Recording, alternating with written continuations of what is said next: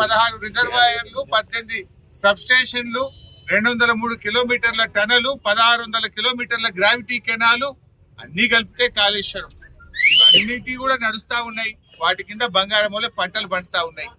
కానీ నువ్వు ఇవాళ కాళేశ్వరం లేకుండానే వరి పంట దేశంలో అత్యధిక పండించిన అని చెప్పి మాట్లాడుతా ఉన్నావు. నీ ప్రభుత్వం రాకముందే చరిత్ర తిరగరాసింది బీఆర్ఎస్ ప్రభుత్వం. 2022 సంవత్సరంలోనే దేశంలో అత్యధిక వరి పండించే రాష్ట్రంగా ఈ తెలంగాణను మలిచిందే బీఆర్ఎస్ ప్రభుత్వం. నువ్వు కాదు.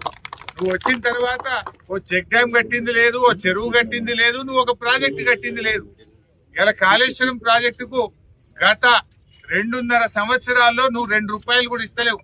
కాలువలు తవ్వితే ఇంకో 10 లక్షల ఎకరాలకు నీళ్లు పోవడానికి సిస్టమ్ అంతా రెడీగా ఉంది.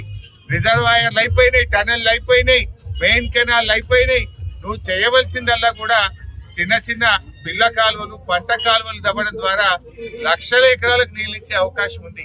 కానీ అది చెయ్యకుండా ఇవాళ బీఆర్ఎస్ నాయకుల మీద పగబట్టినవు. కాళేశ్వరం ప్రాజెక్టు మీద కక్ష కట్టి ఇలా రైతులను ఇబ్బంది పెడతా ఉన్నావు. కొద్ది ఖర్చుతో కాళేశ్వరం ప్రాజెక్టు కింద లక్షలాది ఎకరాలకు ఇలా పంట పండేటువంటి అవకాశం ఉంది.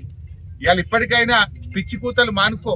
ఇవాళ మెదక్ జిల్లాలో గాని, సిద్దిపేటలో గాని, ఇటు కరీంనగర్ జిల్లా గాని, అటు సిరిసిల్ల జిల్లా గాని, అటు హుజురాబాద్ ప్రాంతంలో గాని ఇవన్నీ కూడా కాళేశ్వరం కింద పండుతున్న పంటలు.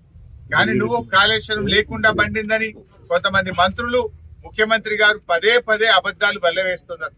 అసలు అద్భుతంగా ఈ కరీంనగర్ జిల్లాను తీర్చిదిద్దింది బీఆర్ఎస్ ప్రభుత్వం. ఎల్లంపల్లి ప్రాజెక్టు మీ హయాంలో పూర్తి కాలే. ఎల్లంపల్లి ప్రాజెక్టుకు 2052 కోట్లు బీఆర్ఎస్ ప్రభుత్వం ఖర్చు పెట్టి ఎల్లంపల్లి ప్రాజెక్టు పూర్తి చేసినాం.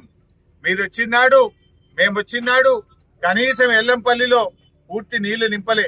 రాయపట్నం బ్రిడ్జి మేం కట్టినాం, 12,606 ఇండ్లు మేం కట్టినాం. భూసేకరణ మేం పూర్తి చేసి 20 టీఎంసీలను ఎల్లంపల్లి ప్రాజెక్టులో 2016లో బీఆర్ఎస్ ప్రభుత్వం చేసింది.